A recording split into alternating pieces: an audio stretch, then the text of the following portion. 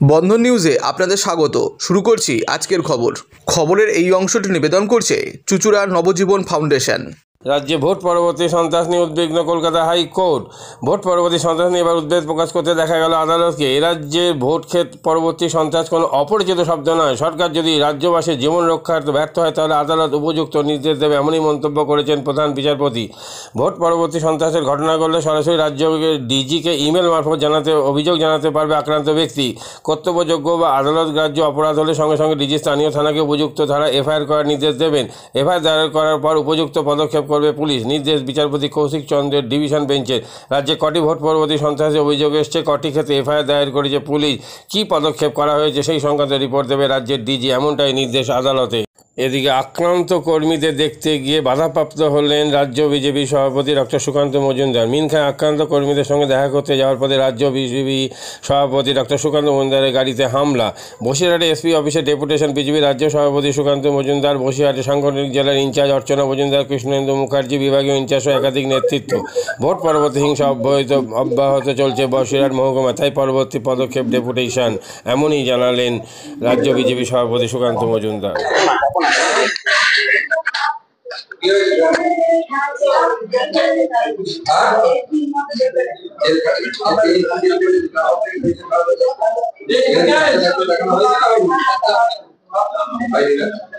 আমাদের মেডিকেল সিটকে কথা বলে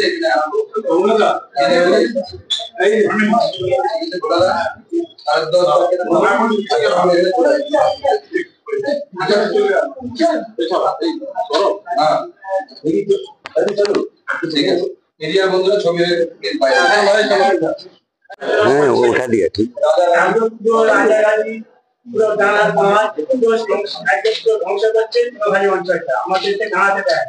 ওইখানে আগের দিনকে সোমবার ওই জন্য হচ্ছে মঙ্গলবার বয়স্ক লোক দেখে যায় পুরো আগেকে 6-7 দিনে ধরে গেছে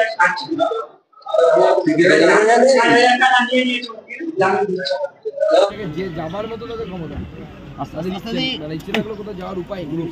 এই পরিস্থিতি কি করছো? আরে আরে লড়ছি না না লড়বে না, লড়ছি তো তালাগুলো করে দিন, মানুষগুলো থাকবে কি করে? বাড়িতে তালা দিয়ে দেওয়া হয়েছে, দোকান বন্ধ করে দেওয়া হচ্ছে, খাবে কি থাকবে কি? মহিলার পা ভেঙে দেওয়া হয়েছে কেন? আমরা যাচ্ছি, আমরা সবার বাড়ি বাড়ি যাচ্ছি, দেখছি ঠিক আছে।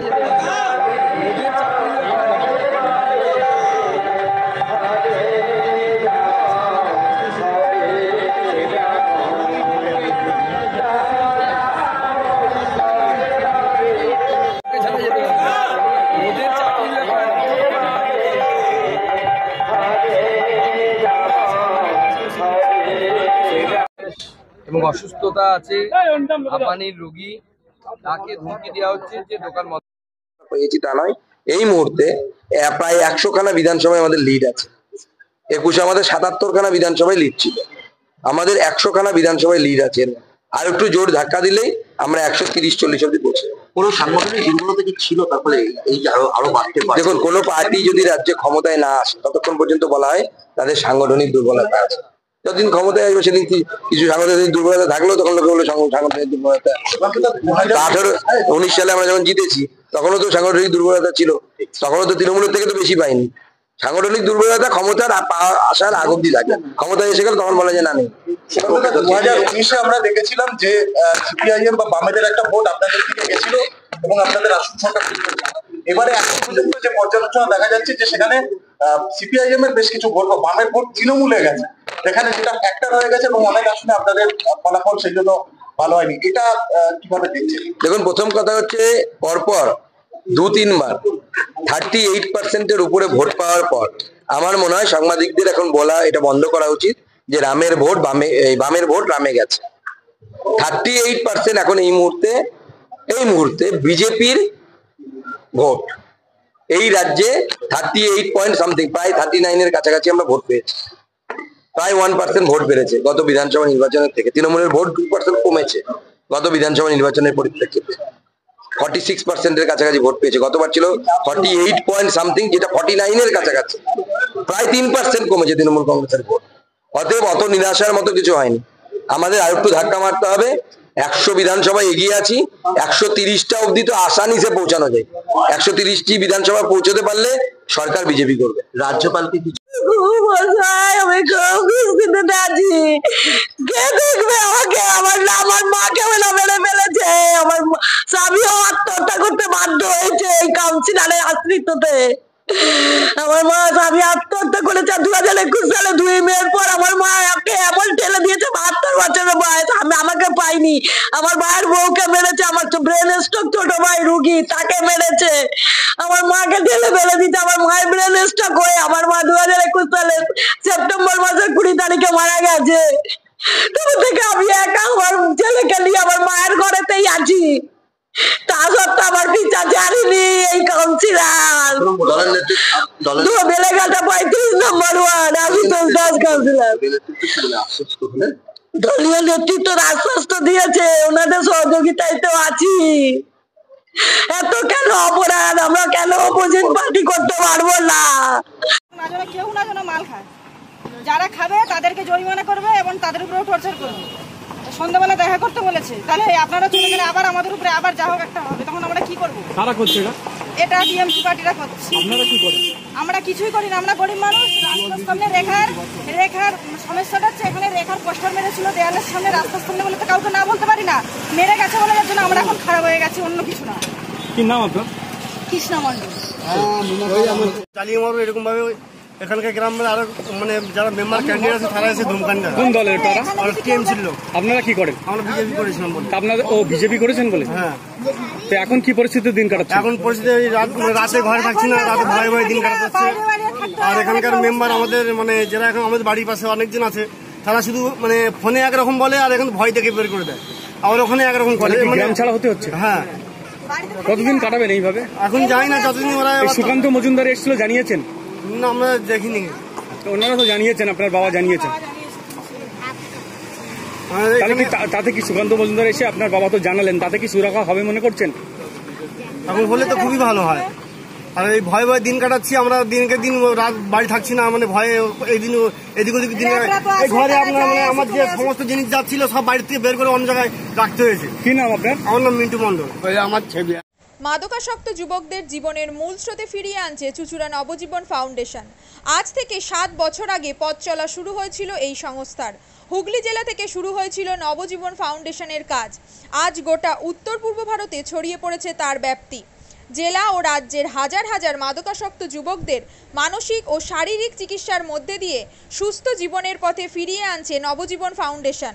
কি করে এই সংস্থাকে তিল তিল করে গড়ে তুলছেন বন্ধন নিউজ এর ক্যামেরার সামনে, সে কথা বললেন সংস্থার কর্ণধার চন্দন দাস। দেখি ওটার মধ্যে কি আছে, বা পাড়ার বড় দাদারা করছে, আমিও একটুখানি করি, ফিলিংসটা কি সেটা দেখতে যাই। এবং একটা সার্টেন টাইমের পর কি হয়, সেটা ফ্রিকোয়েন্সিটা তখন অনেক বেশি থাকে, গ্যাপ থাকে যখন শুরু করে। পরবর্তীকালে যখন নির্ভরশীল হয়ে পড়ে সেই একটা সাবস্টেন্সের উপর, তখন সেটা থেকে বেরোনোর জন্য সে নানা রকম চেষ্টা করে, কিন্তু তার ওয়ে আউটটা জানা নেই যে কোন রাস্তা দিয়ে গেলে নেশা থেকেও বিরত থেকে সুস্থ স্বাভাবিক জীবনযাপন করা যায়।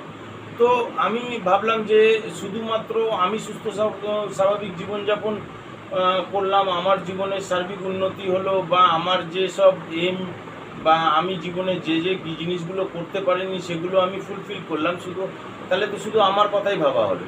তাহলে আমি এরকম কিছু কাজ করি যাতে আমার মতো আরও 5 জন আমার দ্বারা উপকৃত হয়। এবং একটা সার্টেন টাইমের পর যখন মানুষ চায় যে ফিরতে, অথচ তার কাছে রাস্তা থাকে না, তখন এই একটা WHO ওয়ার্ল্ড হেলথ অর্গানাইজেশন একটা প্রসিডিওর বার করেছে। গরম পানীয়র জন্য বিশ্বমানের flask, micro oven, mixer grinder, induction সহ আধুনিক রান্নাঘরের সামগ্রী উৎপাদন সারা বিশ্বে আলোড়ন সৃষ্টি করেছে বড়সিল।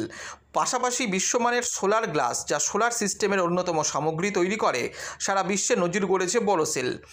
দেশের বাজারে পাশাপাশি বিশ্ববাজারেও সব প্রতিযোগী কোম্পানিকে পিছনে ফেলে এগিয়ে চলেছে ভারতের বোরোসিল। রাজস্থানের বোরোসিল কারখানায় 1200 মহিলার কর্মসংস্থান হয়েছে। প্রতিদিন রাজস্থানের প্রত্যন্ত গ্রাম থেকে ওই মহিলাদের গাড়ি করে কারখানায় নিয়ে আসে কারখানা কর্তৃপক্ষ। তারা বোরোসিলের বিশ্বমানের প্লেটের ডিজাইনে কাজ করে। দিনের শেষে তাদের গাড়ি করে বাড়ি ফিরিয়ে দেয় কারখানা কর্তৃপক্ষ। কর্মসংস্থানের এই বেনজির দৃষ্টান্তের জন্য বোরোসিল কোম্পানিকে কুর্নিশ জানায় ভারতবাসী।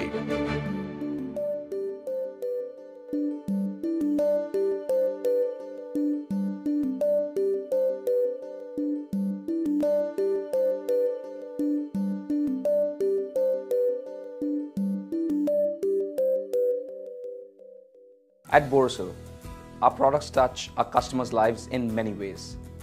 Our philosophy is simple: understand the evolving needs of our customers and deliver solutions to meet them.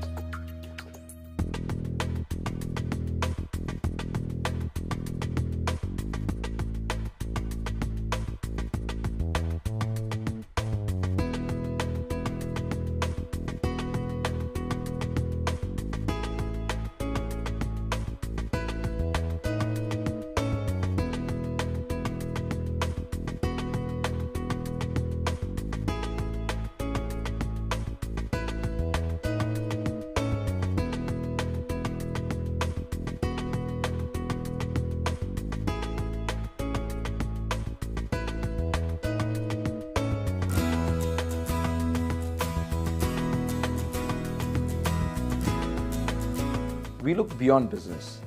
We promote green energy as well as provide healthcare and education for the underprivileged. In fact, this has been our heritage at Borosil.